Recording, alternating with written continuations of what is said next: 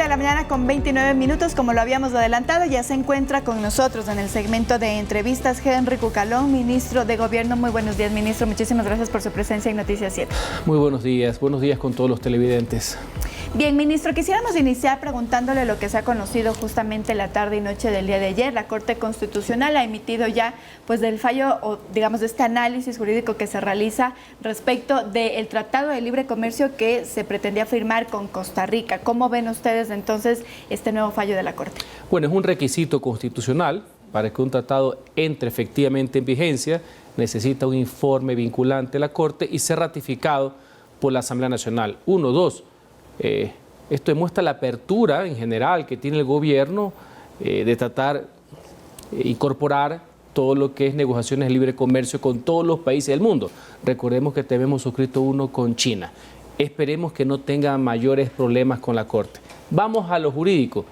No es que tumba todo el proceso, es una parte y ahí viene un debate jurídico que arrastra básicamente el tema de la solución de las controversias con el CIADI. Lo que la Corte señala es que esa parte tiene que ser revisada, supuestamente se contrapone con la Constitución de la República, criterio que no comparto totalmente, pero es la Corte Constitucional y que deberá ser renegociado.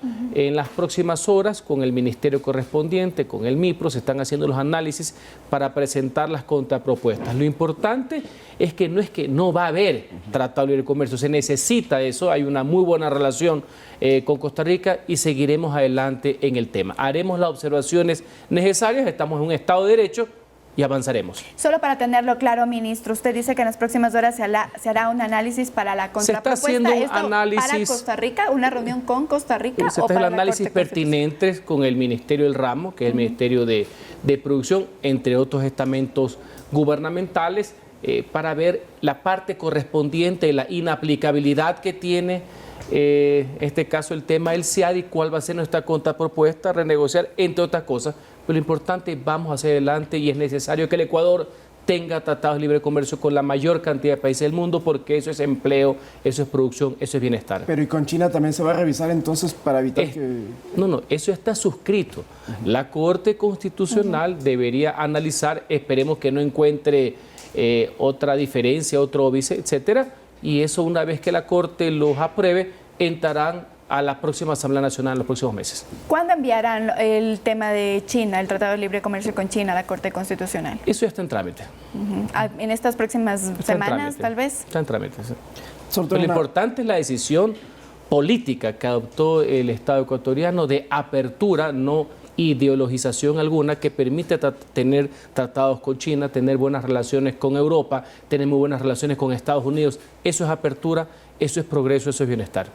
Pero a mí algo que no me quedó claro, ministro, y para aclararlo completamente, ustedes hacen esta renegociación, vuelve esto a la Corte Constitucional y ahí ellos dicen... Siempre tiene que existir el dictamen sobre las decisiones que adoptemos en base a este planteamiento, que entre otras cosas la Corte señala que debe ser renegociado, replanteado. Esos artículos, porque no es el todo, siempre tendrá que ir a un análisis de la Corte. Bien, y ahora en el tema de decretos ley, ministro, hemos escuchado también ya sus declaraciones respecto de lo que ha dicho la Corte Constitucional. ¿Se tiene entonces ya previsto cuándo se enviarán los próximos decretos ley que se habían pensado enviar desde el gobierno? En los próximos días. Lo importante es que nosotros continuaremos con nuestro accionar gubernamental. El hecho que nuevamente la Corte Constitucional le diga no a los ciudadanos, no es al gobierno, es a los ciudadanos, que se le está restando oportunidades con esta divergencia que tenemos de qué es urgente, porque ahí es que se centra el debate. La Corte Constitucional en esa parte no hace un control constitucional puro que es bienvenido. Es correcto que lo haga si un artículo se contrapone o contradice la Constitución, sino que hace un análisis, una ponderación de oportunidad y de conveniencia. En mi criterio, absolutamente sesgado y subjetivo. En Ecuador, en estos momentos, todo lo económico es urgente. Así que lamentablemente le falló a los ciudadanos, me molesta mucho en el buen sentido de la palabra el tema de los créditos educativos. Están fregándoles la vida a decenas de miles de personas y el argumento es que esto puede esperar a la próxima asamblea porque antes se ha hecho de esta manera. La Constitución de la República, en su artículo 148, establece la facultad de hacer trámites económicos que se los cataloga como urgentes. ¿Quién lo hace? El presidente de la República. ¿Cuál es el espíritu y la letra de la Constitución en ese artículo? Que no se pueden tratar, y con ustedes lo hemos conversado, no se puede presentar un proyecto de código penal, pues, de reformas al Código de la Democracia, todos muy necesarios, pero no tienen nada que ver con lo económico. Eso es lo que la Corte, como guardiana de la Constitución, debe velar. No es el sentido de la urgencia que la califica el mandatario. Pero, ministro, ¿a ustedes les sorprendió que por tercera ocasión la Corte les diga no a los decretos? Miren, en política a mí no me sorprende absolutamente nada. Como dije, me molesta en el buen sentido de la palabra que sigamos insistiendo en esto y no en lo de fondo, porque, reitero, si la Corte encuentra un artículo que contraría la Constitución, no hay ningún problema. Se deja a un lado ese artículo y se avanza con el proyecto legislativo. En todo caso, a su pregunta, en los próximos días seguiremos trabajando en otros proyectos. Como hemos venido anunciando varias veces aquí, lo hemos dicho, estamos haciendo los ajustes necesarios en el tema, por ejemplo, una serie de normas para poder enfrentar de mejor manera el Estado ecuatoriano en su conjunto, inclusive niveles de gobierno seccionales, el fenómeno del niño. Que valga la aclaración, estamos trabajando incesantemente en el tema. La semana pasada inclusive hubo un simulacro ampliado, que hubo cobertura de prensa en la Escuela Politécnica del Ejército, para que se vea que se están tomando todas las medidas pertinentes para poder afrontar de mejor manera este fenómeno natural. ¿En esos decretos de ley habría tal vez reformas laborales, ministro? No, hasta el momento no. Ese es un tema, imagínense, si por la urgencia dan de baja decretos, leyes, imagínense el otro tema. Ahora bien, puede haber el tema del fenómeno del niño, lo hemos conversado aquí, temas que tienen que ver con finanzas públicas, pero estamos haciendo las últimas revisiones. El presidente hablaba cuando estuvo en Nueva York de un decreto sobre mercado de capitales y uno sobre venta de tierra de camaroneras. Pero la duda con todo esto, ministro, es estos decretos, con estos antecedentes que tenemos con la Corte, pueden ser parte de un conjunto de normativas dentro de un proyecto de decreto ley. Ya que usted señala, porque efectivamente el presidente lo ha mencionado, el tema de las tierras. Sí, ¿qué más urgente que el Estado, en un proceso ordenado, tierras que están en este momento alquiladas, se las pueda vender y tener recursos urgentes en una crisis económica para poder afrontar el fenómeno del niño? Si eso no es urgente, no sé qué es urgente. Por poner un ejemplo, desarrollando la idea, ¿no?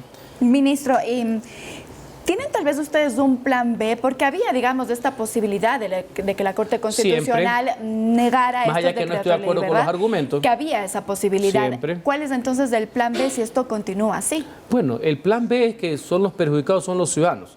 Y esa es una parte porque tiene que ver con proyectos de leyes. La otra parte es que se tiene que seguir en el accionar gubernamental, que tiene que ver con obras y servicios que no tienen que ver con leyes, porque no todo tiene que ver con leyes. Es un factor importante, neurálgico, diría yo, pues no lo es todo. La Corte decía que en el tema de las coactivas no se necesitaba un decreto ley, que el gobierno y la CNC en este caso podría tomar ciertas acciones y medidas. Difiero con ese criterio. Ahora, la otra, antes de cerrar este tema, estos decretos han sido rechazados, digámoslo así, pero ustedes todavía podrían presentarlos en la Asamblea Nacional que se posesione 10 días antes de que ustedes se finalicen. O inclusive el próximo gobierno, porque son temas supraideológicos, suprapartistas que le benefician a los ciudadanos. Ahí hay un drama, fundamentalmente con el tema de las familias, los deudores, los codeudores, en el tema de los créditos ecuativos. Y en el otro proyecto que tiene que ver con las reestructuraciones empresariales, creo que habían alternativas interesantes de rehabilitación de empresas, justamente por las crisis que se ha vivido, entre otras cosas, por lo del COVID y por lo que pudiera suceder con el fenómeno del niño. Pero y la pérdida de derechos que decían, esos bueno, esa es la parte debatible, perfecto, jamás regresión de derechos. Bueno, hubieran observado el artículo, no tumbado todo el proyecto de ley, ¿no? Bien, ahora vamos a temas de seguridad, ministro. Hace pocos días hemos visto este atentado que se ha dado a la gobernadora de la provincia de Los Ríos, Connie Jiménez. Ustedes se han pronunciado en sus cuentas de redes sociales, sin embargo, quisiéramos también su pronunciamiento y si es que conocen que hay más amenazas a gobernadores en ese aspecto. Puntuales no, pero evidentemente todos los gobernadores, y merece todo nuestro respaldo la gobernadora de Los Ríos, todo esto producto de algunos operativos, el estado de sitio que se vive por el accionar justamente que tienen las autoridades.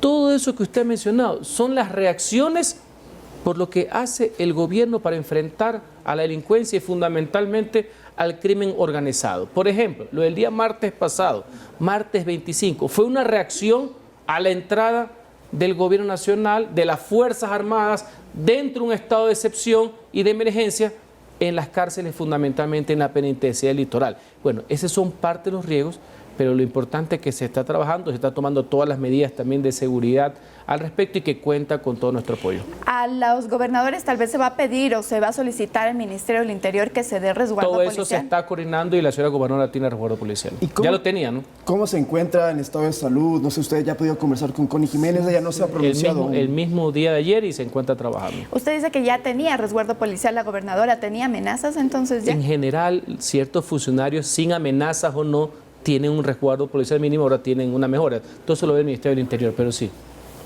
Hablando de las cárceles, usted topa la penitenciaría litoral. Bueno, un candidato presidencial el fin de semana fue a los exteriores de la penitenciaría, mandó a alguien a que se trepara a un poste y colocaron un inhibidor de señal y dejó durante 30 minutos, dice él, sin señal a todo el predio de la penitenciaría y no sé si a otras partes cercanas. Lo cierto es que él menciona que eso es lo que se tenía que hacer y que era muy sencillo y que por qué el gobierno no ha colocado los famosos inhibidores. ¿Cuál es la respuesta de parte de ustedes, ministro? ¿Usted cree que no se ha hecho eso antes? Lo puso y lo sacó, ¿no? Porque dejan sin señal no solamente a la penitenciaria, sino a todo el mundo. Y estás coartando el derecho de otras personas. Eso ya se ha intentado, ya se ha hecho. Son blancos de permanentes sabotajes al respecto y también de restricción de derechos de estas personas. No ha funcionado. Más allá que la solución ideal sería que nadie tenga los celulares adentro, ¿no? Y ahí hay que aceptar los errores y todo lo que se ha cometido ahí. Se está trabajando en soluciones integrales al respecto, con medidas tecnológicas que vayan directamente al tema, no dejar sin señal a todos el sector, a 200.000 personas, que ya se ha intentado y no ha sido lo mejor. No crea que no se ha intentado antes. Aquí no están inventando el agua mojada a nadie, por así decir. Y eso es parte, por si acaso, de los procesos de negociación que se está llevando por parte de las autoridades pertinentes con los contactos estos de las compañías celulares. Ya los detalles se harán a conocer en su momento porque tienen cierta reserva. Pero se está trabajando, y eso lo sabe, por ejemplo, el Ministerio de Telecomunicaciones, en una solución más integral al tema que no afecte derechos. ¿Es ilegal lo que hizo el candidato a la presidencia? Bueno, cualquier persona viene y pone eso en cualquier lado, imagínense lo que puede suscitar. Me imagino que parte de la campaña es poner, entiendo el contexto y lo sacaron, porque no lo pueden dejar, ¿no?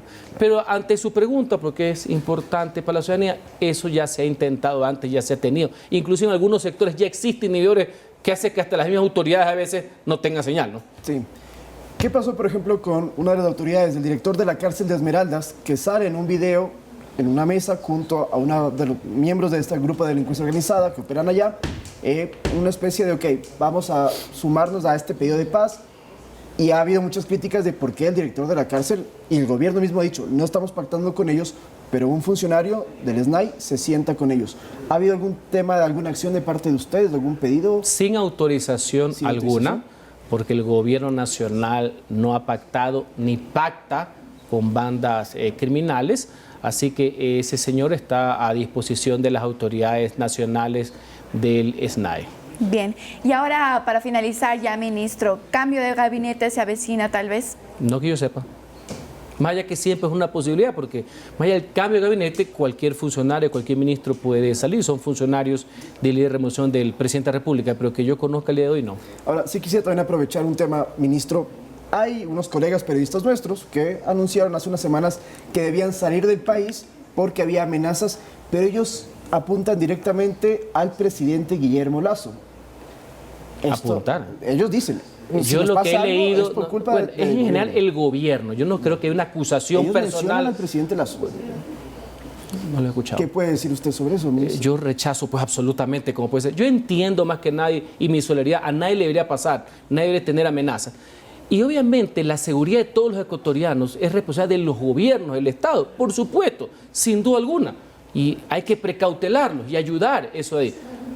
Yo no he escuchado, le pediría que acusación personal por sus propios derechos. Si nos pasa algo, responsabilizamos del gobierno, me imagino. Hay que utilizar bien los términos. Me imagino allá. Bueno, yo obviamente no puedo estar de acuerdo con eso. Claro. Eso es nada, no estoy de acuerdo. Dejémosle el tamaño a la persona, por Dios. Ya quieren hacer, una cosa es hablar genéricamente de la responsabilidad del Estado, más allá que no hay ninguna, valga la aclaración. Yo entiendo y reitero el apoyo en ese sentido, solidaridad, no debería pasar, yo desde mi cartera de Estado jamás, no solamente contra la prensa, contra ninguna persona, yo no he utilizado mi oficina para perseguir a nadie, no está en mis condiciones. De ahí, acusar personalmente, sin pruebas, a cualquier persona, aún así sea presidente, obviamente no estoy de acuerdo. Y en ese aspecto, siguiendo ya esa pregunta, ministro, solo esto sí, para culminar, teniendo en cuenta que ya con ellos dos, estos periodistas, estos colegas, serían alrededor de 5 nuestros colegas que han tenido que salir del país por estas amenazas. ¿Qué opinión le amerita eso al gobierno nacional? De preocupación, porque nadie debería salir por ejercer su trabajo.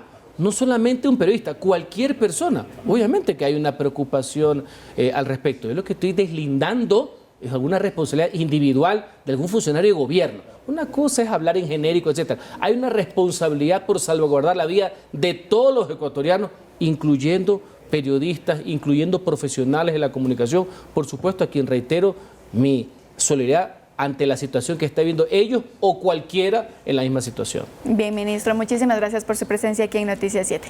Gracias. Conversábamos con el ministro de Gobierno, Henry Cucalón, y con esto nosotros nos vamos a una pausa, amigos.